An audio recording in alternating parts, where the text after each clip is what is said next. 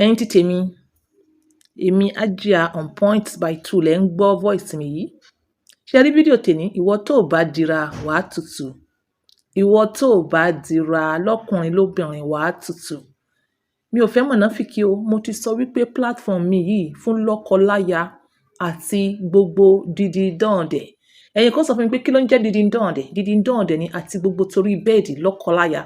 A lè sọ̀rọ̀ lọ́kọláya ká má sọ̀rọ̀ torí bẹ́ẹ̀dì. Tó bá ti rántí ìyàwó ẹ, tó rántí ọkọ ẹ, tó rántí orí bẹ́ẹ̀dì rẹ, tó rántí obìnrin ẹ, tó rántí akọ rẹ, rántí platform on point by 2. Tó bá rántí pé kò sí agbára, tó bá rántí pé ìkan ọmọkùnrin ẹ súẹ́súẹ́ kò ju báyìí lọ, mo fẹ́ kó rántí platform Hajia on point by 2. Hajia ìdákọ́lẹ̀.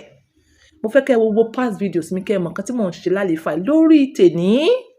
Ẹ má jẹ́ fàágùn, wàá tutù. Alẹ́ rẹ bẹ́ tèní, wàá tutù.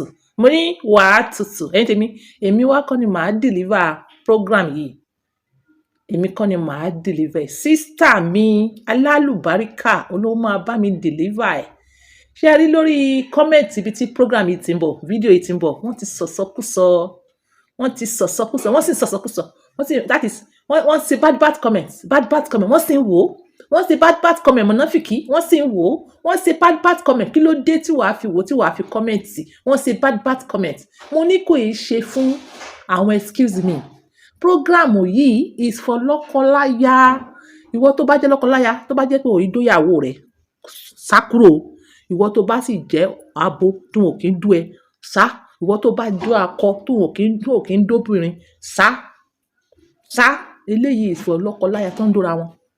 Ṣé ẹ̀ ń gbọ́ mi? Lọ́kọláya tí wọ́n ń dóra wọn. So, wàá tutù. Kí ni mo sọ? Wàá tutù.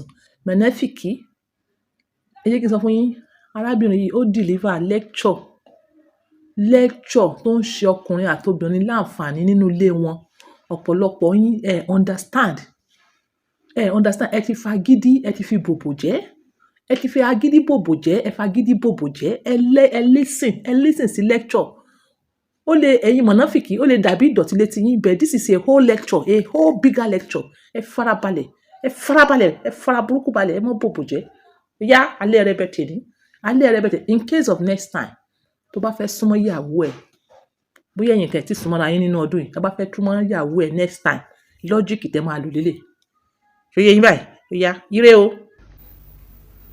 Tí obìnrin bá ti dà, okó kì í wù ú dó mọ́.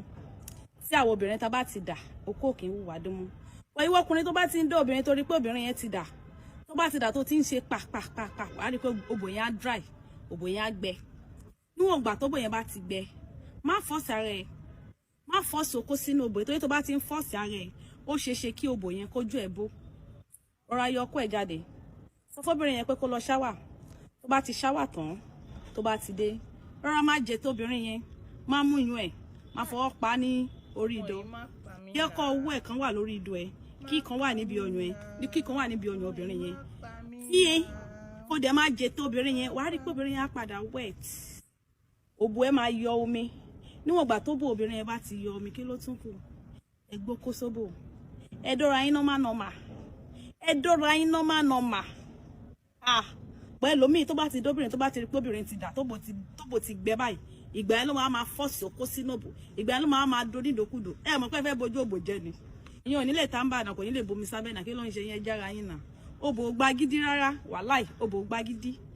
Tọ̀rọ̀ ẹ̀yin tèmi, bí ìsọkúsọ ni. Lecture yìí is for lọ́kọláya. This is a short message, but it's very big. Very big nínú bedroom yín. A ò fẹ́ mọ̀náfìkì o. Mo fẹ́ kẹ́ ẹ comment responsibly. Thank you. So ẹ wo past videos mi kẹ́ ẹ lè mọ̀ nǹkan tẹ́ lè bá mi purchase lórí Àtítòtò. O ò lè mú obìnrin rẹ tutù tí wò bá ní energy. Tí ìsàn rẹ ò bá pé, tí ìsàn rẹ ò bá yọ síta, o ò lè mú obìnrin tutù. Ìwọ obìnrin náà dẹ̀ ní o lè gbọ́kọ ẹ débẹ̀ tábẹ̀ rẹ bá ń gbẹ. Gbogbo eléyìí là ń ké sí yín pé lọ́wọ́ stable ends of point by 2. Ẹ wá, ọ̀yá, ẹ kórajọ. Pàápàá. Ẹ wá bá mi purchase apps alálùbáríkà. Ìwọ tó bá ti lówó, jọ̀ọ́ ọmọ yìí má pa mí náà. Tó o bá ti lówó, ó ta lẹ́nu, owó la fi ń rajà.